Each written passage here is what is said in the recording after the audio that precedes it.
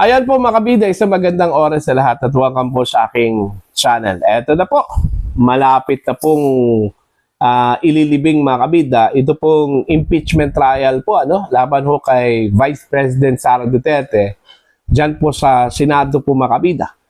In fact, ang pinaka-latest po ngayon, nasa 19 to 20 senators na po ang kumbinsido po mga kabida na kailangan na pong ibasura po ito at hindi po ituloy. Ito pong impeachment trial po ng Vice Presidente dahil po nagsalita na po mga kabida ang Korte Suprema.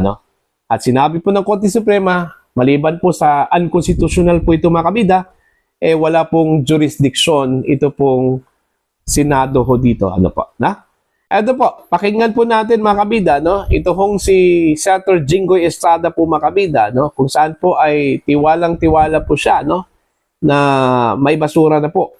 Ito pong impeachment trial po ni Vice President Sara Duterte dyan po sa Senado. Iko-courtesy lang po natin ito mga kabida sa ang balita ngayon. Narito po. Kapwa senator ko is to abide by the ruling of the Supreme Court. So kung ganun, no more impeachment trial. No more. Because ang sabi ng Supreme Court, sa decision ng Supreme Court, the Senate has no jurisdiction already. Dahil unconstitutional nga yung final ng House of Representatives. So we do not have any jurisdiction anymore. And the Senate will not convene as an impeachment court because we do not have any jurisdiction anymore. Pero sir, open ka pa rin na pakinggan yung mga legal, ay mga arguments ng ilang mga legal. Of course. Of course. So pwede pa mag-change yung mind. Hindi na. Because I will abide by the decision of the Supreme Court. Kahit ba maganda yung kanilang dahilan. Ultimately, ang Supreme Court naman ang masusunod. Hindi naman sila. Unless pag nag-file ang House ng MR at ma-reverse, that's the time we will abide by the ruling. Reverse the Supreme Court. Yes, whether to abide or not to abide. Sir, doon sir kung abide pero hindi i-dismiss. Parang ano rin.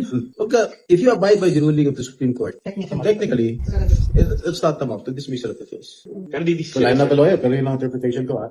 So mag-decision kayo as a legislative body, hindi as an impeachment Yes, court. no, not as an impeachment court. Then we will never convene again as an impeachment court dahil wala na nga kami jurisdiction. Sayang yung room. Ayun.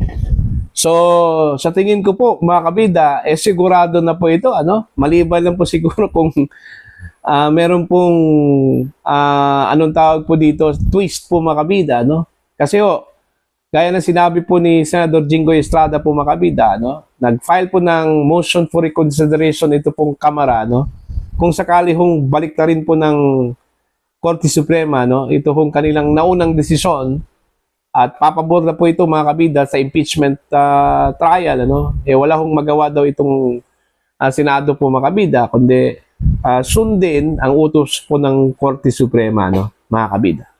Pero sa ngayon, ito yung kanila hong stand, okay? Susundin nila ito pong utos po ng Korte Suprema, na hindi na po dapat ituloy ang impeachment trial kasi wala na pong jurisdiction ito pong Senate mga kabida, Okay, mantakin nyo, 19 to 20 senators. Okay? Meron pong, sabihin na lang po natin, 4 na mga senador ang hindi po pumabor po dito sa decision po ng Korte Suprema. In fact, meron pong resolution po mga kabida, na ipinaikot po ngayon. Okay? Para kumbinsihin ito ilang mga senador po mga kabida na pumirma ho dito para i-considera daw ng Korte Suprema yung nauna po nilang desisyon po mga kabida, declaring the articles of impeachment as unconstitutional, mga kabida. Ito pong mga senador na nagpaikot po dito, ito pong opposition, sa pangunguna po mga kabida ni Senador Tito Soto, mga kabida. Pero sa tingin ko po, malabo po itong resolution na ito, Kasi unang-una po, kagaya ng sinabi po ni Senator Jinggoy Estrada po mga kabida, nasa 19 to 20 senators na po ang kumbinsido ho dito sa decision po ng Korte Suprema. In fact, isa sa mga miyembro po ng opposition po mga kabida, ito pong si Senator Juan Miguel Zubiri, siya mismo, kumbinsido, na talagang susundin po dapat ito hong Korte Suprema. Yung kanyang sinabi po dito, desisyon ng SC, penal, at dapat sundin. Okay? Opposition member na po ito, ano, mga kabida. Kabilang po ito sa block po ni Senator Tito Soto, ano?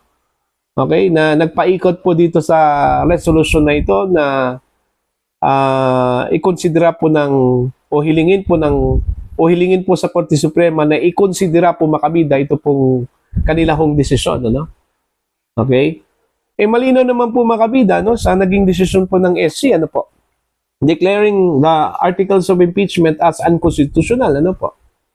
Malinaw naman po makabida, no, yung desisyon po ng Korte Suprema na labag sa saligang batas, ito pong articles of impeachment po na isinampa po ng House of Representatives diyan po sa Senado, ano po, no? Wala na po tayong magagawa diyan, ano? Maliban lang po siguro yung sinabi po ni Senator Jinggoy kung baliktarin po ng Korte Suprema yung kanilang naunang desisyon, ano? Pero malabo po 'yun.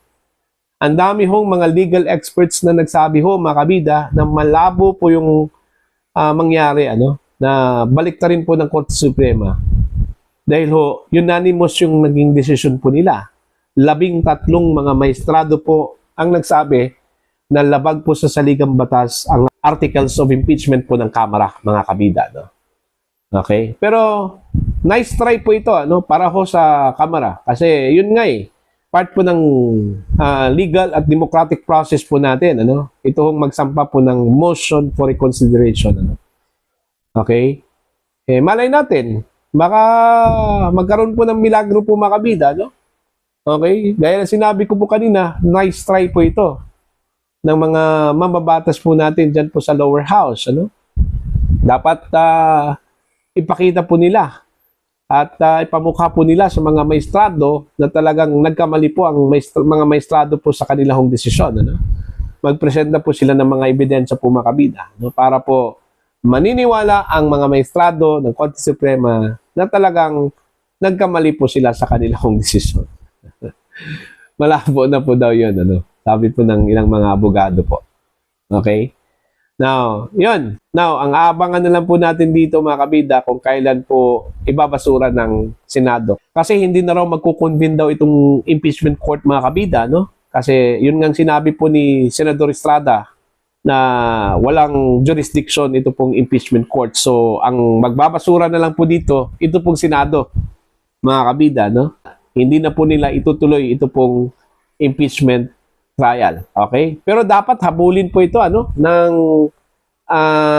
Korte Suprema po mga kabida, no? Baka sa August 6. Kasi sa August 6 kasi, ano, yung itinakda po nilang petsa po mga kabida, no? Diyan po sa Senate, natalakayin po nila ito pong impeachment complaint po, ano, versus the Vice President of the Republic of the Philippines po, ano, mga kabida. So, kailangan mag-desisyon na po ng pinal, ito pong Korte Suprema, okay? Kung talaga bang baliktarin ba nila ito pong kanilang naunang desisyon, okay? O it will stay as is, mga kabida, ano? Itong decision declaring the articles of impeachment as unconstitutional, ano? At maliban po dyan, mga kabida, kaya gusto hong sundin po ng Senado ito pong desisyon po ng SC, ano? Dahil nakalagay po sa kanilang desisyon na executory po, mga kabida, no? Meaning, kailangang ipatupad po ito.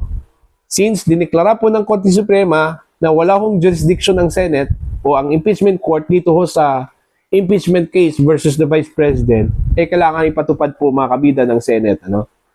Ito hong desisyon at ibabasura dapat ito pong impeachment trial po ni VP Sara po, ano, sa lalong madaling panahon. Kasi executory yung nakalagay, ano, mga kabida, ano po. Alright? So, para po sa inyo, ano po ang inyong pananaw at tingin ho dito, ano? Please comment down. Sa mga hindi pa po subscribers sa channel, please subscribe. Just click the subscribe button, click the notification bell, click all para updated po kayo mga kabida sa aking mga uploads. Maraming salamat po sa inyong lahat.